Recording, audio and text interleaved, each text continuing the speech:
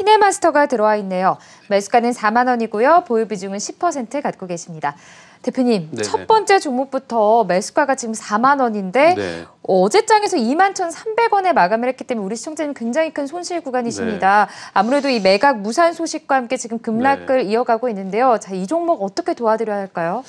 저는 일단은 횡보할 가능성이 좀 높아요. 여기에 보면 이제 매각에 대한 이슈 때문에 주가가 사실 원래 가격이 한 10,000원대였던 주식인데요. 이게 이제 6만 원까지 좀 올라갔다가 주가가 좀 이제 빠지고 있죠.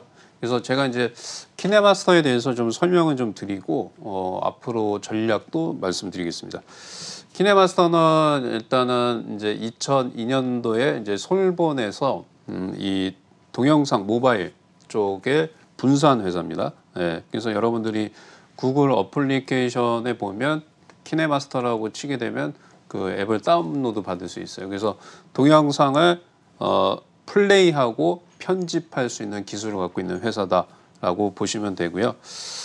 예전에는 이 시장 점유율이 키네마스터가 이 동영상 편집 쪽의 세계 시장 점유율 한 6% 정도 됐어요. 지금은 약 한 18%로 증가가 됐고요. 그 다음에 전 세계 이 동영상 편집 어플리케이션의 다운로드가 세계 5위입니다. 세계 5위고요. 그 다음에 이제 매출액은 지금 한 300억 정도, 네, 300억 정도 좀 나오고 있다라고 좀 말씀을 좀 드리고요. 글로벌 시장 점유율은 지금 현재 이제 많이 올라가서 18% 정도까지 상승이 나타나고 있다. 이렇게 보시면 됩니다. 자, 그다음에 이제 지금 매각이 좀 무산이 됐어요. 그러니까 키네마스터 솔본이 최대 주주로 있습니다. 그러니까 솔본이 갖고 있는 지분은 17.79%를 솔본이 갖고 있고요. 네.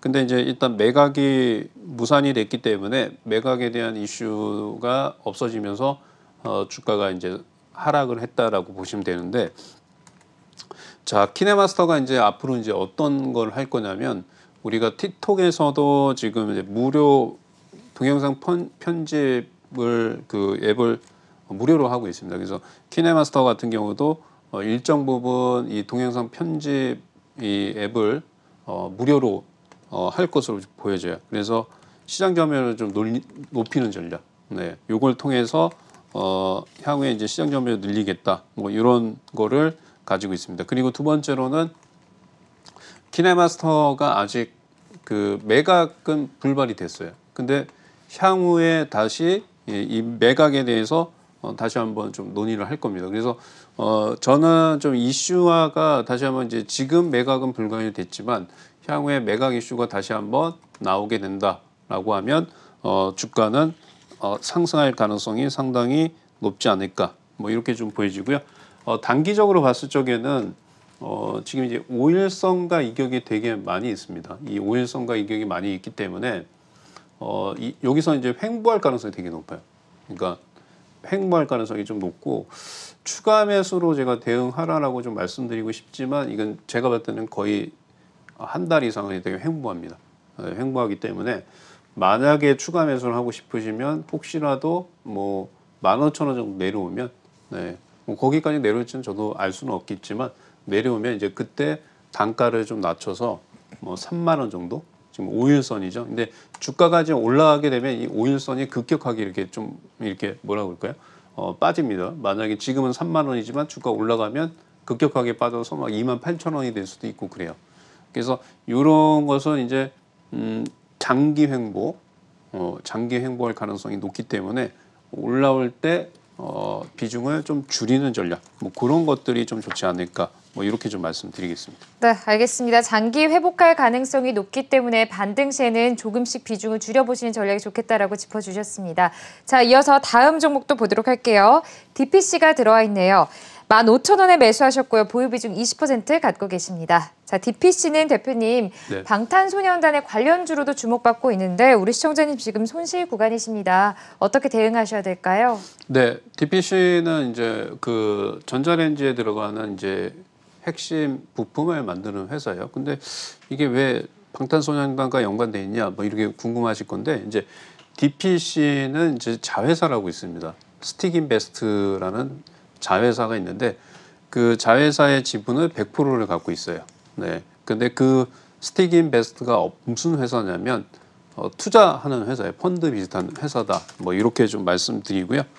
자, 제가 이제 요거에 대해서 좀 자세하게 설명해 드릴게요. 뭐 DPC 같은 경우에는 이제 전자레인지에 들어가는 네, 고압 변성기를 만드는 회사예요. 그래서 중국하고 말레이시아에 생산을 합니다. 거기서 생산을 하는데 실적도 되게 좋아요. 그러니까 뭐냐면 이 회사 실적도 상당히 그러니까 지금 하고 있는 전자레인지의 핵심 부품을 만들고 있는 회사의 실적도 좋을 뿐만 아니라 이 스틱인베스트 100% 자회사인 스틱인베스트가 투자를 좀 상당히 잘했습니다. 그러니까 아까 말씀하신 것처럼 방탄소년단의 빅히트에 투자를 했죠. 빅히트에 투자해서 한 1,000억 정도 이제 수익이 났던 걸로 좀 알고 있고요. 근데 여기서 되게 중요한 거는 이 DPC라는 회사를 보는 게 아니고 네, 스틱인베스트를 봐야 되는데 이 스틱인베스트는 주식에 투자하는 규모가 2조에서 한 3조 정도 됩니다. 그러니까 지금 DPC의 시가총액이 보시게 되면 5천억이죠. 5천억인데 스틱인베스트 자회사 100% 자회사 스틱인베스트는 이 펀드 투자 관련해서 자산 운용을 하는 게 한 2조에서 3조 원 정도 되고 최근에 이제 이 스틱인베스트가 그 그랩이라고 네, 차량 호출 서비스에 2천억을 투자를 해서 최근에 이제 주가가 이렇게 올라왔죠. 네, 이렇게 올라왔는데 이제 이게 이제 만약에 그램이 상장이 된다라고 하면 회사의 지분 가치가 17조 원 정도 됩니다. 근데 DPC의 자회사인 스틱인베스트가 2천억 정도를 투자를 했기 때문에 향후에 이제 상장이 될 경우에는 좀 큰 수혜를 받을 가능성이 좀 있다라고 좀 말씀을 좀 드리고요. 자, 그다음에 이제 DPC가 보면 이제 1년에 스틱인베스트 빼고요. 1년에 매출액이 한 1,500억 정도가 돼요. 네. 본사업만요. 그리고 영업이익 같은 경우에는 150억에서 300억 정도 됩니다. 그리고 현금성 자산을 보유하고 있는 게 240억 정도 됩니다. 네, 상당히 많죠. 그래서 가장 중요한 거는 이제 그 DPC가 언제 이제 2020년 2월 7일 날 사업 목적의 사모펀드 운영에 대한 사업 목적을 추가를 했어요. 그게 이제 스틱인베스트의 투자 부분인데요. 지금 이제 앞으로 DPC는 저는 상당히 좋게 보고 있습니다. 뭐가 있냐면 스틱인베스트가 이제 그 2000년도에 무슨 얘기를 했냐면요. 스틱인베스트의 펀드 규모가 3조 원에서 4조가 되고 그 다음에 연평균 수익이 200억에서 300억이 된다라고 하면 네, 이 DPC와 스틱인베스트의 합병을 추진하겠다라고 얘기를 하고 있습니다. 네, 그래서 이 DPC의 가장 중요한 핵심 포인트는 스틱인베스트와 DPC의 합병 이슈가 살아있다는 거죠. 그리고 그램 상장, 그 다음에 빅히트의 지분은 팔았습니다. 빅히트 건. 네. 그래서 그런 부분들이 좀 있기 때문에 상당히 저는 긍정적으로 본다라고 좀 말씀드리고요. 자, 단기적으로 이제 지수의 영향을 받아서 60에서는 안 깨고 있는데 설령 깬다고 하더라도 이 14,000원과 12,000원 사이에서는 좀 모아가는 전략이 좋아요. 그리고 어차피 그램 상장에 대한 이슈도 있고요. 그 다음에 스틱인베스트가 제가 이제 알기로는 여러 가지 투자한 지분 가치가 상당히 꽤 되는 걸로 알고 있습니다. 최소 2조에서 2조 이상 되는 걸로 좀 알고 있는데 뭐 아무튼 이제 가장 중요한 거는 상장 이슈가 남아 있다는 거 그리고 지금 구간대에서는 매도하기보다는 보유하시는 거. 네, 한 18,000원 이상까지는 보유 의견을 좀 드리도록 하겠습니다. 네, 알겠습니다. 상장 이슈와 함께 긍정적인 전망을 보고 있기 때문에 앞으로 매도하지 마시고 계속해서 보유해 보시는 전략으로 짚어주셨네요. 자, 이어서 다음 종목도 보도록 하겠습니다. 시젠이 들어와 있네요. 9만 원에 매수하셨고요. 보유 비중은 10% 갖고 계십니다. 대표님, 시젠입니다. 9만 원에 매수를 하셨기 때문에 지금 우리 시청자님 손실 구간이신데요. 네. 아무래도 이 미국의 조기 긴축 우려에 또 하락하면서 이 시젠도 계속해서 좀 언급이 되고 있습니다. 대표님, 이 종목은 우리 시청자님 어떻게 대응을 하셔야 될까요? 네, 저는 일단은 지금 과대 낙폭이기 때문에 이제 기술적 반등이 좀 나올 수 있는 자리예요. 그래서 손절을 하기보다는 좀 갖고 계시는 게 좋을 것 같습니다. 그러니까 이게 60일선을 이탈하게 되면 투매가 나오는데 제가 이제 낙폭과대 제가 봤을 때는 지금이 낙폭과대 자리이기 때문에 하락폭이 좀 제한적일 수 있다라고 좀 말씀드리고요. 시젠 같은 경우에는 여러분들이 잘 알다시피 이제 진단키트예요. 근데 우리가 진단키트 같은 경우에는 가장 큰 문제점이 뭐냐면 백신이 나와주면 진단키트 수요가 줄어들지 않을까 뭐 이런 얘기가 좀 있죠. 그래서 이제 시젠 같은 경우에는 작년에 엄청나게 좀 올라갔죠. 16만 원까지 좀 올라갔다가 주가가 이제 다시 엄청나게 빠졌죠. 그리고 다시 올라갔다가 좀 빠졌는데 자 이제 요거를 좀 보셔야 돼요. 그러면 시젠이 앞으로의 성장성이 있느냐 없느냐 그리고 백신이 나와주게 되면 진단키트 수요가 당연히 줄어들겠죠. 그래서 이런 부분을 좀 말씀을 좀 드릴게요. 시젠 같은 경우에는 이제 매출에 크게 이제 진단키트가 많이 나가는 지역이 어디냐면 이제 유럽입니다. 지역적으로는 유럽에서의 매출이 한 68% 정도 돼요. 그러니까 최근에 유럽에서 이제 영국이나 프랑스에서 환자가 많이 늘어나고 봉쇄를 하게 되면 진단키트 수요가 좀 늘어나겠죠. 네, 그리고 시젠 같은 경우에는 매출액을 보게 되면 시약 쪽, 네, 진단키트 말고 시약 쪽의 매출이 3,700억 정도가 좀 나왔습니다. 네, 그리고 코로나 쪽 매출도 한 3,000억 정도. 그다음에 장비 매출도 있어요. 우리가 이제 진단키트 매출뿐만 아니라 장비의 매출도 있다라고 좀 말씀을 좀 드리고요.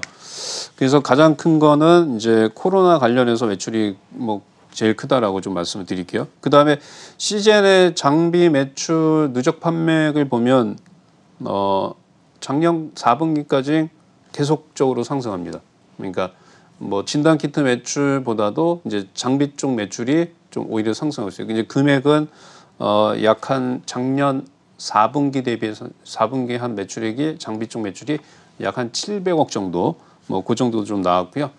자, 그다음에 이제 1분기 매출액은 이제 3,500억 정도 나왔습니다. 네, 3,500억. 그다음에 영업이익은 1,939억.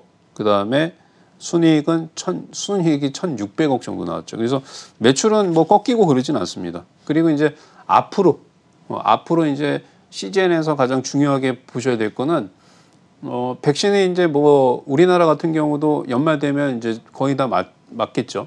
네, 그럼 이제 시젠이 어떤 쪽으로 가냐면 이제 변이 바이러스 진단 키트 요거를 이제 3월 말에 개발이 완료가 됐어요. 그러니까 남아공 변이라든가 영국발 변이 진단 키트를 요거 이제 만들었고요. 그래서 향후에는 이제 기존 진단 키트의 매출보다는 이 변이 바이러스에 관련한 진단 키트의 매출. 그러니까 변이 바이러스는 기존 바이러스에 비해서 변이 바이러스는 감염력, 그 다음에 감염력이 좀 높아지죠. 그 다음에 치명률이 좀 높아집니다. 보통 이제 바이러스는 치명률이 떨어지는데 코로나19는 감염력이 몇 배 늘어나죠. 네, 그러면 이제 진단키트, 특히 이제 변이 바이러스의 진단키트 수요가 상당히 늘어날 수 있다라고 좀 보여지고요. 작년 12월 달에 식약처를 통해서 2개의 진단키트를 변이 바이러스에 대한 진단키트에 대한 승인을 받았고요. 최근에 4월 달에는 이탈리아에 1,200억 정도의 매출을 좀 올리고 있습니다. 그래서 2분기 실적도 뭐 제가 봤을 적에는 상당히 좋을 것으로 좀 보이죠. 그렇게 나쁘지는 않을 것 같습니다. 이미 4월 달에 1,200억이라는 매출을 올려놨기 때문에 뭐 그렇게 보시면 되고요. 자, 이제 기술적 분석으로 보겠습니다. 주가는 지금 정확하게 이제 11만 6천 원에서 7만 원까지 좀 빠졌죠. 저는 제가 봤을 적에는 지금 구간대에서는 매도하시면 안 돼요. 지금 구간대는 오히려 매수하는데 매수는 가격대가 저는 이제 7만 원부터 6만 원 사이에서는 네, 주식을 좀 사는 전략이고요.